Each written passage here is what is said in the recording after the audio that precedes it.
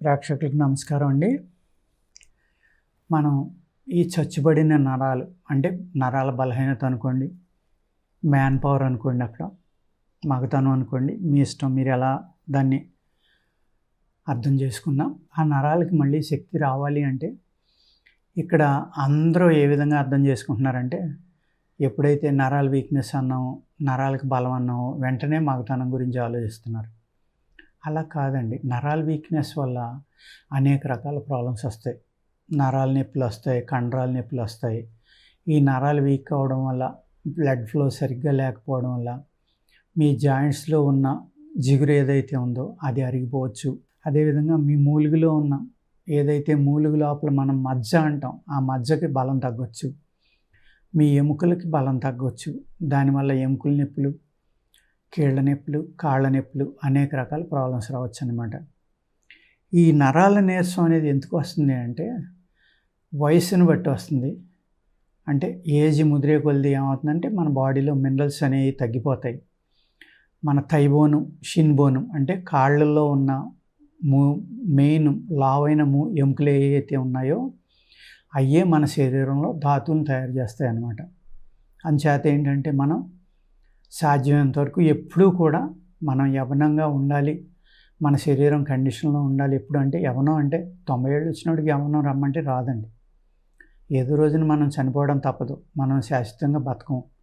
కానీ బ్రతికినన్నాళ్ళు హ్యాపీగా ఉండాలంటే రోజు కూడా ఎవరైనా ఈ 2 చెవులు ఇలా పట్టుకుని, మనం చిన్నప్పుడు స్కూల్లో గుంజీలు ఎలా తీయించారో అది జ్ఞాపకం తెచ్చుకుని చేయగలిగిన వాళ్ళ మట్టుకి ఒక 5, 10, 15, 20 అది ఎవ్రీడే కనుక మీరు చేస్తే మీ థైస్కి, మీ కాఫ్కి అంటే కింద మోకాలు కింద, మోకాలు పైన, నడుం దగ్గర నుంచి కిందకన్నమాట, ఆ ఎముకలకి ఎప్పుడైతే ఈ ఎక్సర్సైజ్ ఇచ్చారో మీరు మజిల్స్కి, ఎముకలకి బ్లడ్ ఫ్లో పెరిగి ఆ ఎముకల్లో మళ్ళీ ఈ ఏవైతే ధాతువులు ప్రొడ్యూస్ చేయటం అంటే ధాతువుల్ని పుట్టించడం మానేసినయో ఎముకలు ఆ పని మళ్ళీ చేయటం మొదలు పెడతాయండి.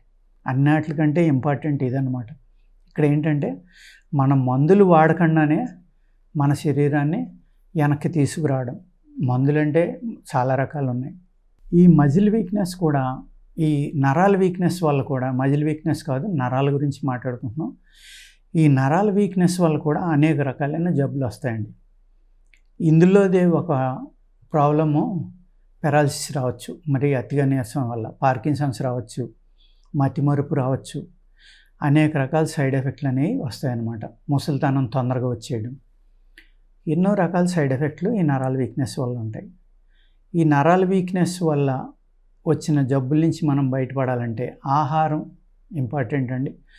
సేమ్ టైము వ్యాయామం అనేది చాలా ఇంపార్టెంట్. మీరు ఆహారం ఒకటే తిని ఏసీలో కూర్చుని, ఏసీ కారులోని, ఏసీ రూమ్లోని, ఏసీ ఇంట్లోని తిరుగుతా శరీరానికి శ్రమ ఇవ్వలేదు అనుకోండి, ఆ మందులు మీకు 10-20% పనిచేస్తాయండి. అదే మీరు శారీరక శ్రమ ఎవ్రీడే చేస్తా అంటే వ్యాయామం కానీ, యోగా కానీ, ప్రాణాయామాన్ని కొట్టేది లేదండి. యోగా, వ్యాయామం కన్నా ప్రాణాయామం అద్భుతంగా పనిచేస్తుంది. ఆ ప్రాణాయామం ఎప్పుడు చేసే శక్తి మీలో ఉండాలి అంటే వ్యాయామం కంపల్సరీ. అప్పుడే మీ శరీరం గట్టిగా ఉంది. మీరు ఒక ఆసనంలో కూర్చుని మీరు ఆ ప్రాణాయామం అనేది సక్రమంగా చేయగలరు అన్నమాట. అందుకేంటంటే ఇవన్నీ లింక్ అండి. అట్లీస్ట్ మీరు డైలీ చేయకపోయినా, ఎప్పుడైనా అర్జెంటుగా పని ఉంది, హడావుడిగా ఉన్నారు, అప్పుడు కనీసం ఒక 10, 20, 30 ప్రాణాయామాలు చేయండి. ప్రాణాయామం అంటే ఏమీ లేదు, స్లోగా గాలి పీల్చుకోవడం, స్లోగా వదలడం అంతే. మీరు ముక్కులను పట్టుకుని చేసేయాలి, ఓ పద్ధతిగా చేయాలి, అది ఇది అని ఆలోచించకండి. గుండెల నిండా, పొట్ట నిండా లాక్కోవడం, మళ్ళీ పొట్టలోది కూడా బయటికి పంపేయాలి పూర్తిగా, లేకపోతే గ్యాస్ట్రిక్ ప్రాబ్లం అవుతుంది, అప్పుడు మళ్ళీ ఇబ్బంది అవుతుంది. అందుకు మంచి గురువు ఉంటే కనుక ఆ గురువు దగ్గరికి వెళ్ళి చక్కగా ప్రాణాయామం నేర్చుకోండి. నేర్చుకుంటే గాలి అంతా బయటికి పంపడం కూడా అలవాటు అవ్వాలి. లోపలికి పీల్చడం ఎంత ఇంపార్టెంటో బయటికి పంపడం అంతకన్నా ఇంపార్టెంట్ అండి. లేకపోతే లోపల గాలి ఉండిపోతే మీకు రేపొద్దున గ్యాస్ట్రిక్ ప్రాబ్లము, బ్లోటింగ్, అనేక ఇబ్బందులు వస్తాయి అన్నమాట. అలాగే మన వాళ్ళు దీనికి శిలాజిత్తు, అశ్వగంధ బాగా ఈ కరోనా వచ్చాక ఇమ్యూనిటీ పెరుగుతుందని విపరీతంగా వాడుతున్నారండి. ఈ శుద్ధి చేసిన శిలాజిత్తు కాదనుకోండి, కొన్ని ప్రాబ్లమ్స్ వస్తాయి. అదేవిధంగా శుద్ధి చేసిన అశ్వగంధ కాదనుకోండి, అప్పుడు ప్రాబ్లమ్స్ వస్తాయి. నేను నా వీడియోలో, అనేక వీడియోల్లో వాటిని ఎలా శుద్ధి చేయాలనేది చెప్పాను, మళ్ళీ చెప్తున్నాను. ఈ శిలాజిత్ అనే దాన్ని త్రిఫలా కషాయం కాసి ఆ త్రిఫలా కషాయం చల్లారిన తర్వాత అందులో మీరు పౌడర్ కొట్టేసి కలిపేసి బాగా పేస్ట్ కింద దాన్ని ఎండలో పెట్టండి. అలాగ ఒక 3 సార్లు కలిపారంటే శిలాజిత్తు శుద్ధి అవుతుందన్నమాట. చాలా సింపుల్ అండి. పూర్వం అంటే శిలాజిత్తు అసలైన శిలాజిత్తు తీయాలంటే చాలా కష్టం. మనం వేడి నీళ్ళలో శిలాజిత్తుని బాగా ఉడకబెట్టి ఎండలో పెడితే పలచగా ఏదైనా ప్లేట్లో పోసి పైన తొరక లాంటిది కడుతుందండి. ఆ తొరక తీసేయాలి, మళ్ళీ వేడి చేసి మళ్ళీ పెట్టాలి. అలాగే ఈ తొరక ఎంత వచ్చిందో 2-4 రోజుల దాకా ఆ తొరకలో మళ్ళీ నీళ్లు కలిపి మళ్ళీ పెట్టాలి. ఇలాగ 40 సార్లు ఒకదాని తర్వాత తీస్తే ఒక అద్భుతమైన శిలాజిత్తు వస్తుందండి. అప్పుడు దాన్ని మీరు ఒక బియ్యం గింజ అంత తిన్నా కూడా మీకు బ్రహ్మాండమైన శక్తినిచ్చి మీకు అది మీ బాడీలో 20-40 సంవత్సరాలు పనిచేస్తుంది. శిలాజిత్తులో ఉన్న గొప్పదనం అదేనండి. అదేవిధంగా అశ్వగంధ. ఈ అశ్వగంధ ఏమైంది, హైబ్రిడ్స్ వచ్చేసినాయి. మనకి అడవిలో దొరికినవి అయితే చాలా బాగుంటాయండి. పెద్ద దుంపలు ఉంటాయి, ఇంతంత కూడా ఉంటాయి. నేను ఒకసారి తీసుకొచ్చాను, ఎక్కడో దొరికితే తవ్వి రోడ్డు అమ్మట వస్తుంటే ఒక పొలంలో కనబడితే వెళ్ళి చూస్తే దాని మొదలు ఇంతలా ఉంది. ఇదేదో అద్భుతంగా ఉందని ఆ దారంట వెళ్ళి రైతుల్ని రిక్వెస్ట్ చేసి వాళ్ళని బతిమాలి, మీకు 200 కావాల్సిన, 300 కావాల్సిన, 500 కావాల్సిన ఇస్తాను, నాకు ఈ దుంప కావాలి అంటే వాళ్ళు నవ్వి డబ్బులు వదిలేండి మీకు తవ్వి పెడతాం, ఎందుకంటే ఇలాగ అడిగాను నేను. వాళ్ళు అన్నారు, దీన్ని పెన్నేరు దుంప అంటామండి మేము, పశువులు బలహీనంగా ఉన్నప్పుడు ఇది మేపేవాళ్ళం పూర్వం అని చెప్పారు. నిజం అది. మనం ఎద్దులకి ఎక్కువ పెట్టేవాళ్ళం అండి, బలహీనంగా ఉన్న ఎద్దులకి అశ్వగంధ పెట్టేవాళ్ళం అనమాట.